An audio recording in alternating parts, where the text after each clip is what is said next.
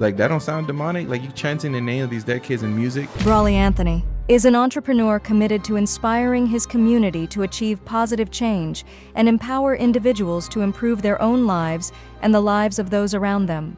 You know, we started off by doing pep rallies at schools. We'll call them dream rallies, bringing in influencers out there, entertainers, athletes.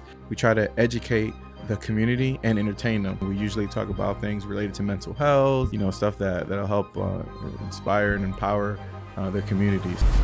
Schools are telling me that you're slow, you can't comprehend, you need to be in better classes because you can't read, where the stuff that I learned outside of school on my own has taught me how to create the life that I want. We didn't have much. Like, we was homeless a lot growing up. I was rich with substance that wasn't physical. Shoot, take the time to appreciate all the stuff you already went through. You came from nothing. Because I dream so big, sometimes I forget, like, nah, bro, you already done a lot. To all the kids and everyone else, so they can understand, like, yo, you can dream as big as you want. Don't be afraid.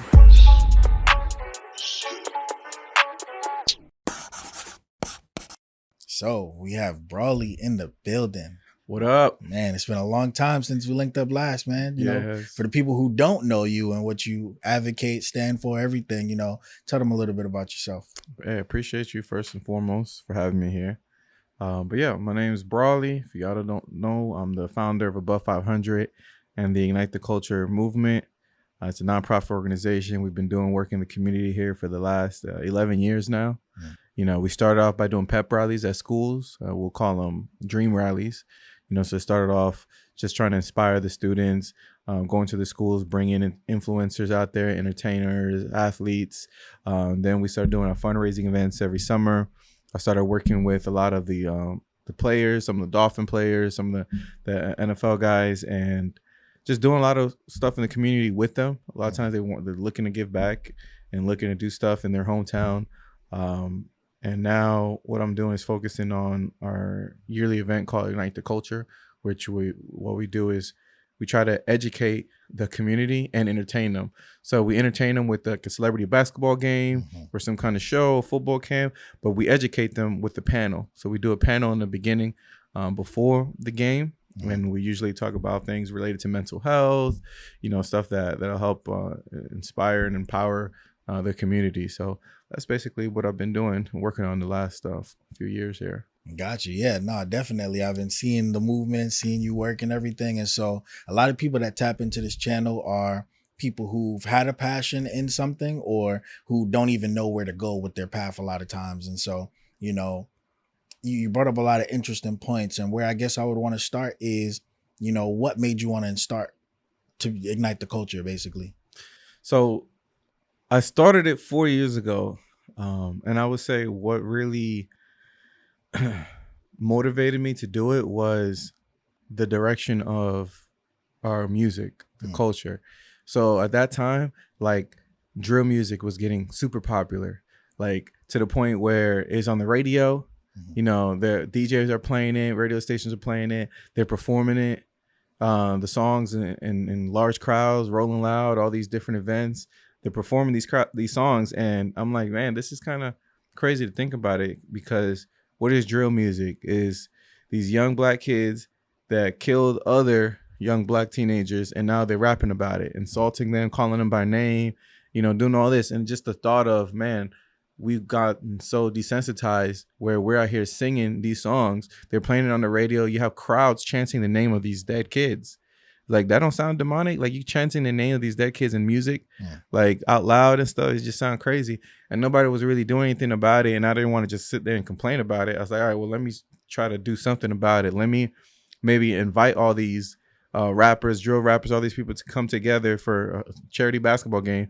But then while they're there, let me try to educate them. I didn't even invite them to like tell them what to do or not to do. And no, it's more like, hey, just remind you of the power that you have when it comes to your words, to your influence, and everything that you're putting out. You know, just kind of remind them of the power they possess and whatnot. So that's basically the start of Ignite the Culture. I wanted to create something that just reminds everyone how powerful things are, and just to be more conscious of what we're putting out there and then what we're consuming. You know, if we change that, we're more conscious of that, we can change that, and in a sense we could change our culture, or better yet, ignite our culture. So. Nah, that's dope, and so, and coming up with the name, how'd you come up with the name for that? So funny, I was sitting talking about this with one of my homegirls, Kayla, and he was a former Dolphin player, Issa, and we was like talking about putting an event, but we didn't know what to call it. And we're like, yo, it's just got to be something dope because it's about the culture, it's about the people. And Kayla actually came up with that name. She's like, it got to be something like Ignite the Culture. And I was like, Ignite the Culture. That's it right there. That's the movement. So yeah, shout out to her for coming up with that name. And it was just sporadic and random.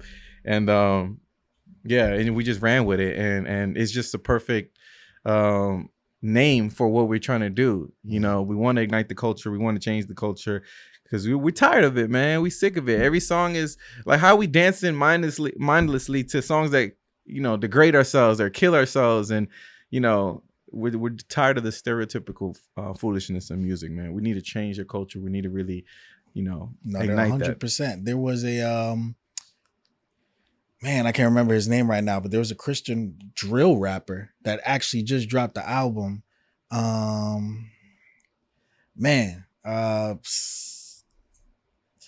feel like you would like him too. It was hold on, I gotta look this up now because it's gonna bother me. Christian drill rapper, and it sounds great because he's being real, he's being himself at the same time, but he's also like really you have to listen to like his lyrics to understand where he's coming from. Golden Child. Oh yeah. I love Golden Child, man. And he's Muslim actually. Oh wow. Yeah. Oh, not Muslim. I'm sorry, Islam. Islam. He's part of the nation. Gotcha. For sure. And I love Golden Child, and that album's been on repeat for me. I love that album. That album's so hard. Every song in there it's classic. The beats are fire. Yo, shout out to Golden Child, because if that album doesn't get nominated for something, I'm gonna be tight. You know what I'm saying? I'm gonna be so tight because he went crazy on there. Every song, the beats is like damn, and then he's not, he's empowering us through the lyrics, and it just makes you feel good. Like I'm telling you, that the album been on repeat in my car. So for sure, War and Soldier, those are my top two for sure. Oh yeah, I like the that song slap. That's a repeat. And the other one, Savior, is hard too. But no, that album War Cry, definitely a classic in my book. I encourage everybody to listen to that, and you can see that you don't have to, rap about killing each other to make good music. Absolutely. You don't have to rap about selling drugs to make good music. And just because you're rapping positively, it don't got to be corny, because that song, the whole album, hard. So yeah, man, shout out to him. That's proof that you can make good music in a different manner. So absolutely. So when in your journey into Ignite the Culture, how do you get into this place where you're surrounded by a lot of these names that do hold a lot of influence? Because I feel like that would be a lot of people's dream, is to get into the space, to be around a lot of different celebrities and, just have normal conversations, which can seem like everyday conversations on a daily basis. Yeah.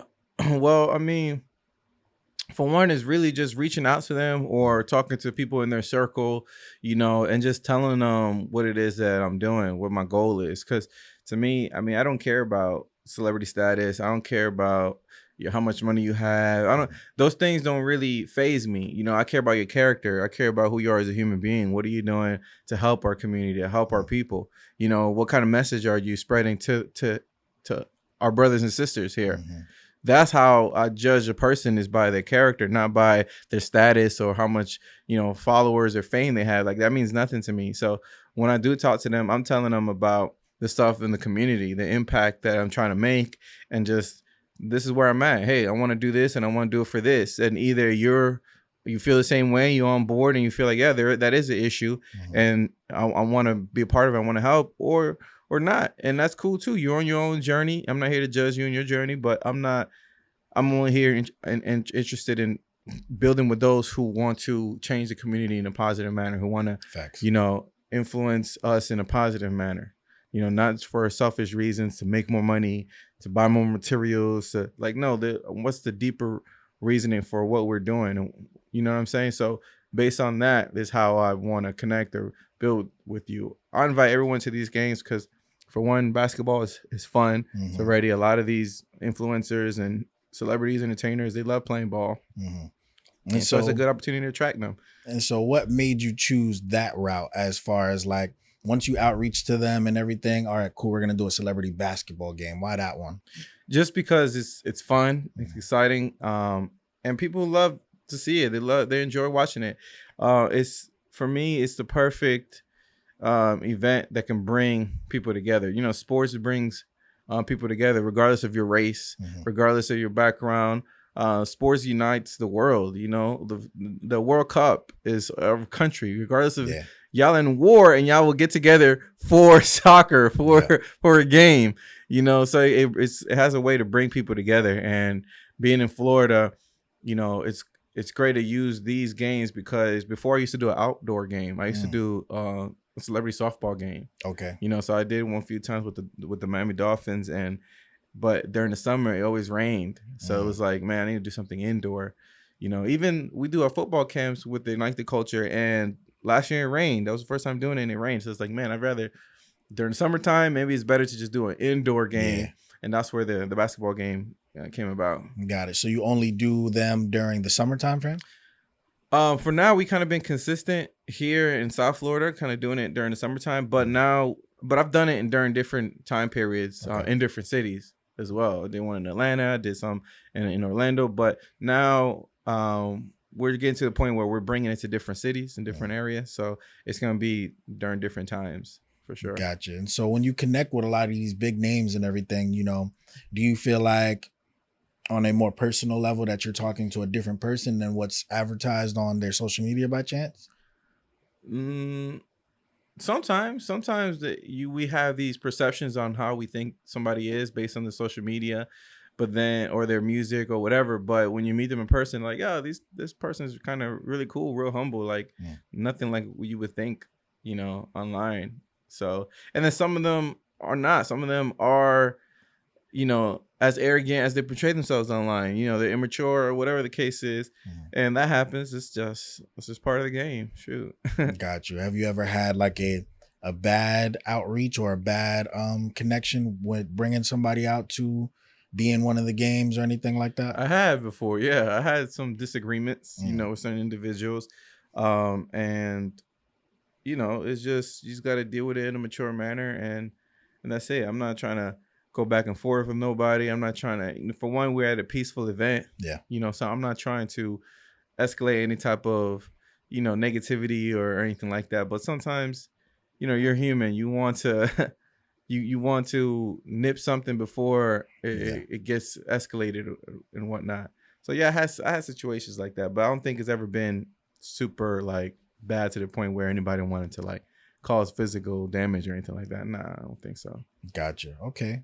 And so what do you do for the rest of the year? You said this is only a yearly event, right? Yeah. So we do that every year. And during the rest of the year, we're doing events at schools. We're doing pep rallies. We're organizing certain things. We're putting content together as well. Because even when we started the pep rallies at the school, it's great. Right. But it's like a one-time event at the school. And the kids will love it. They'll talk about it for like the next day or two. But then out of sight, out of mind, like a week later, you already forgot about everything. Yep. So we had to come up with a way for them to continue to receive the message, to continue to still, even though we're not there physically, well, you're still receiving our stuff. And we figured, all right, well, that's where the content comes in.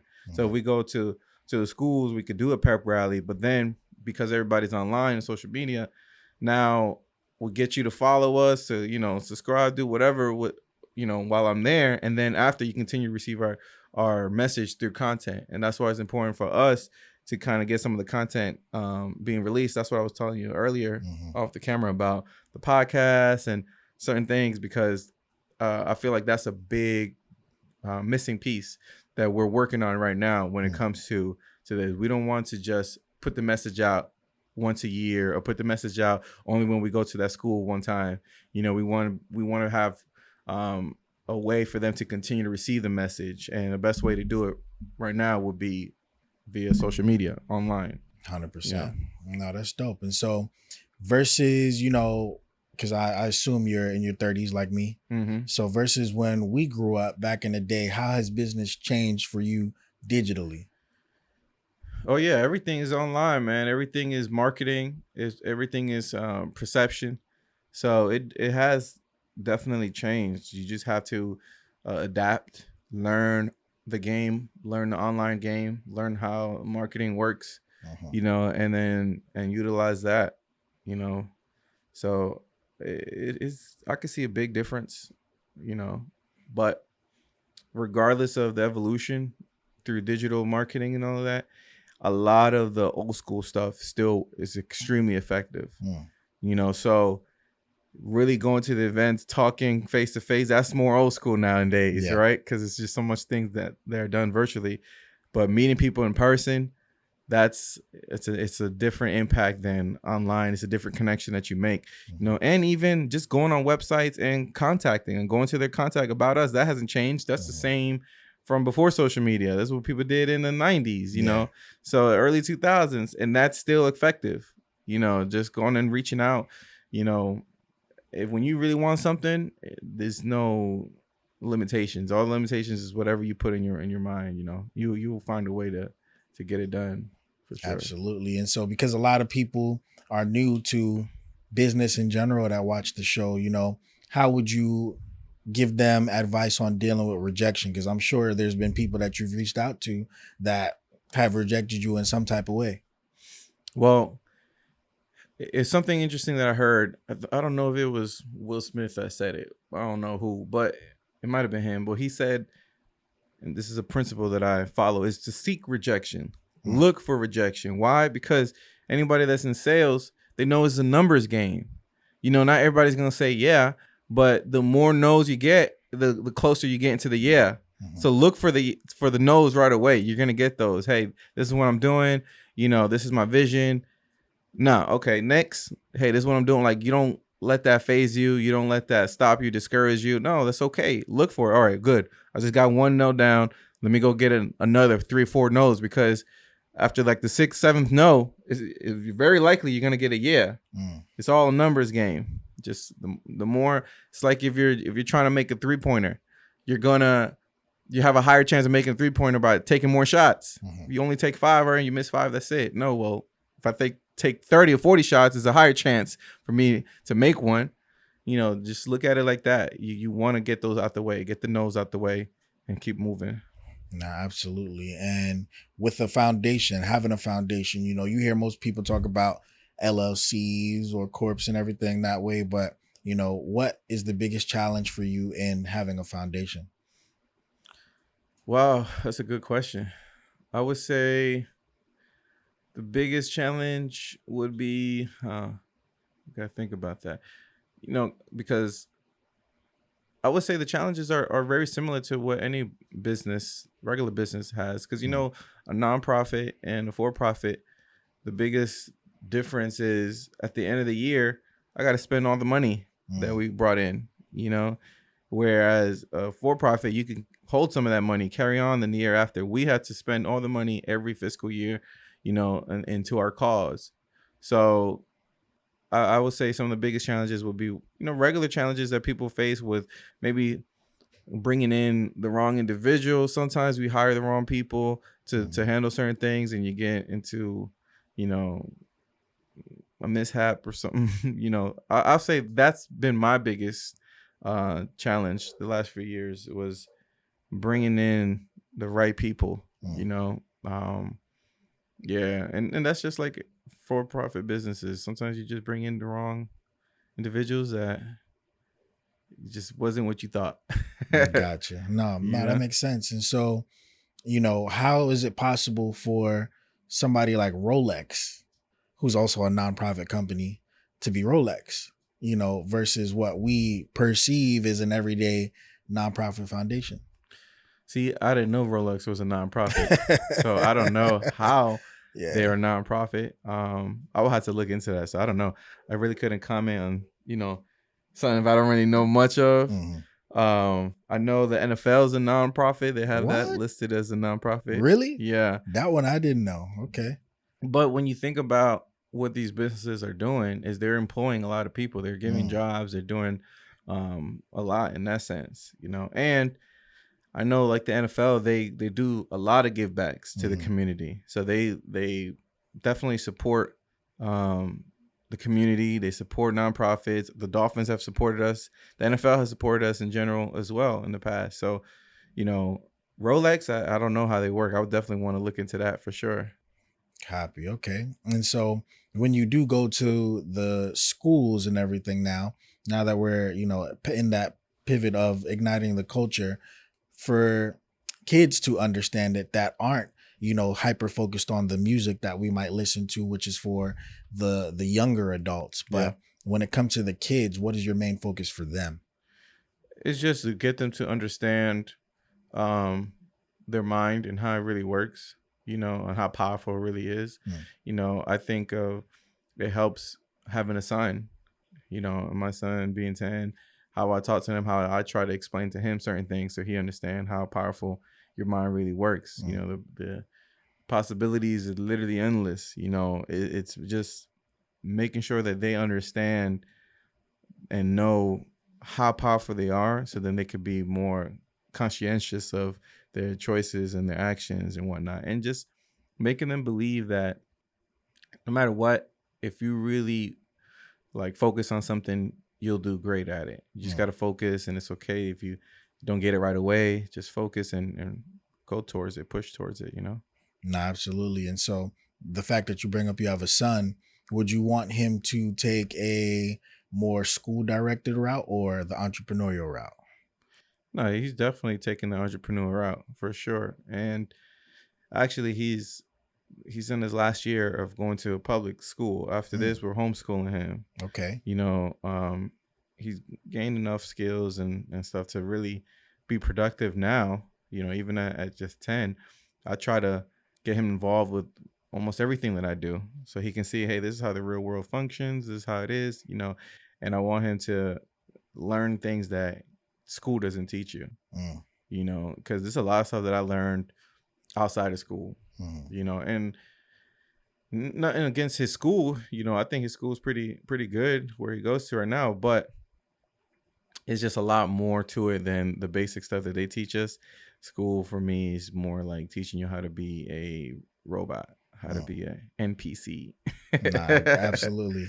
So I want him to understand that, hey, no, there's more to it than that. The possibilities are endless, and that's why I always take him to all the fun things that I do. I try my best to always take him with me so he can see, like, damn, my dad has a different type of lifestyle. He lived different. Mm, He takes me to places that other kids don't go on. They don't do. He takes me to meet people that other kids don't normally get a chance to meet. So he sees that I'm different, and then he sees that I have a different mindset. So I hope that he just realizes that, and as he grows older, he understands, like, all right, this type of mindset is what allowed my dad to accomplish this and do all these other great things. no, absolutely. And so that makes me think of a quote. I don't know who originated the quote, but it's like tough times create tough men create good times create weak men create tough times. Mm. And that's the cycle of life. And so, I'm not sure how you were raised. Where were you born again? You born? I was born in New York, Okay. so I'm originally from New York. I'm Yeah. from New York too. So, Okay. And um, my childhood Mm, wasn't the best, but it was the best. mm, It was the best because I was with my family, mm. and I was blessed to have my mother and my father, and I get to see their dynamic, and they've been together for more than 35 years now. Wow. And so I was blessed to see the perfect example of a a marriage, Mhm. just how they always were. Like, I've never seen them yell at each other. I never see them, put their hands on each other, call each other names, never. And I never even seen them argue, Mm, because there were no arguments. It was disagreements, and they learned and know how to talk to each other. So they perfected that to the point where anytime there's a disagreement, they just talk to each other. mhm. They take their emotions out and just talk. Where even though I grew up seeing that, I wasn't taught that. I only Mm. grew up seeing it, so I didn't know how to communicate. I had to learn that in other ways, and therapy and all that. So I was blessed to see that growing up, but then also, we didn't have much. Like, we was homeless a lot Mm. growing up. Like, we moved a lot.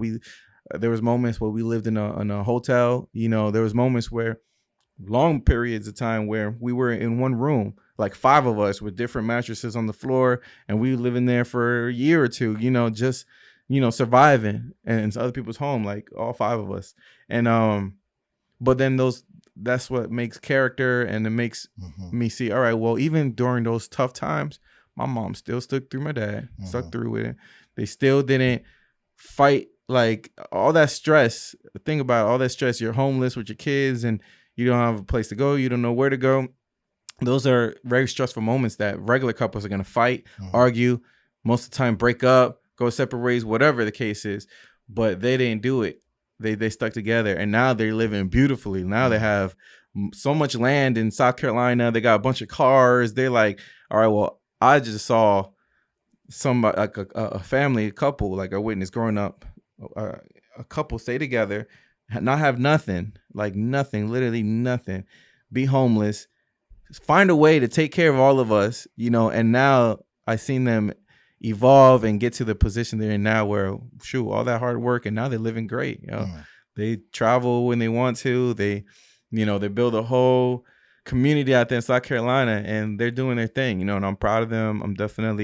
I learned a lot from them, so that's how my childhood was. It was, all right, I had great parents, but the environment wasn't always the greatest. But when you're a kid, you don't really think like, oh shoot, we're poor. Okay. We don't got, that's what's going on. Like, why are we here? What's going on? You're not really thinking. You're just so caught up in the moment that it's just life to you. But now as I'm older, I'm like, man, I was rich with substance that wasn't physical. Right. So I had my parents. I saw the love. My mother always said positive things to me, that made me believe that I can do whatever it is I want to in life. Even though the school was telling me otherwise. Well, the school was telling me that you're slow, you can't comprehend, you need to be in better classes because you can't read, even though I'm the best reader out of all of them. But the school is telling me this. Meanwhile, my mother's telling me something else, and then I'm witnessing this. So it's like, all right, after all the experiences, now I see what my mother was saying. She's right. I could do whatever I want to. I'm putting my mind on this, and I'm going in, and it's happening. So this is what the truth is the schools is cool. You can learn whatever they teach you, but they ain't teaching you the real stuff. For me, they're just teaching you how to just fall in line and be a certain character, a non-playing character here in the world, where the stuff that I learned outside of school on my own has taught me how to create the life that I want. And because when I look back, even now, everything I've done, man, my life has been a movie. I have been in situations that people only see in movies, and I really, sometimes I don't, because I dream so big, sometimes I forget, like, nah, bro, you've already done a lot, bro. You've done incredible things. You lived a nice, filling life, purposeful life, and I know that you're not there exactly where you see yourself at, because I know you're dreaming big, but shoot, take the time to appreciate all the stuff you already went through. You came from nothing. You was homeless, bro. You came from nothing, and now look at all the stuff you have, all the cars you own, all the opportunities you've been in. Like, this is a beautiful thing to have. So it's like, all right, I just want to share that and how I did that and what I did to the world, to my son, to all the kids and everyone else, so they can understand, like, yo, you can dream as big as you want. Don't be afraid. No, that's dope. That's super dope. And so, do you ever think, I like how you phrased that. You lacked in circumstance, but you were rich in substance. And so, being rich in substance, you having the ability to provide your child's childhood in a different manner than your childhood, do you feel like his growth rate would be the same as yours mentality wise? So that's always been a question for me, because sometimes I'm scared, like, man, what if I spoil him too much? Right? Because this boy has everything he wants. Like, he got everything: PS5, Oculus, Switch, and now he got a computer. Like, he gets whatever he wants, type of deal. But at the same time, I instill certain characteristics that I didn't have at that age. So even though he has more than me, he also has more mentally, because the stuff that I learned as an adult, I'm putting in his brain now. So he's more advanced than me at his age, because he understands the world from a different lens right now, a lens that I didn't understand at that age. So I'm okay with him having all this stuff if his mindset is also up there. You know, if he understands his limitations or his power and his purpose, then I'm cool with that, you know. No, that's definitely dope and good way to look at that. And so, you know, we're at the part of the conversation where we talk about gem drop. And so gem drop is if people make it this far, because the average attention span of a human being is less than 9 seconds now. And so a goldfish actually beats us. We're 8 seconds. Goldfish is 9 seconds.